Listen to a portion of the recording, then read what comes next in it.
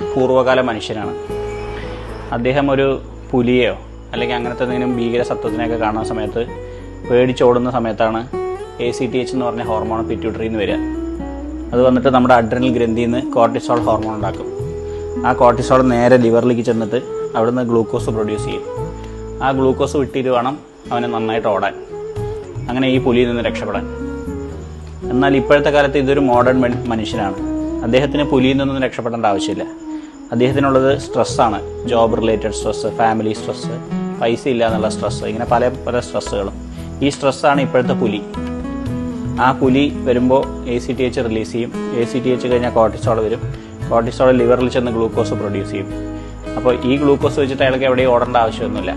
പക്ഷേ ഈ ക്രോണിക് ആയിട്ടുള്ള സ്ട്രെസ്സ്, അതായത് പുലിയുടെ രൂപത്തിലുള്ള ഈ സ്ട്രെസ്സ് കാരണം ആണ് ഗ്ലൂക്കോസ് ബ്ലഡിൽ കൂടുന്നതും അത് കാരണം ഡയബറ്റീസ് വരികയും ചെയ്യുന്നത്.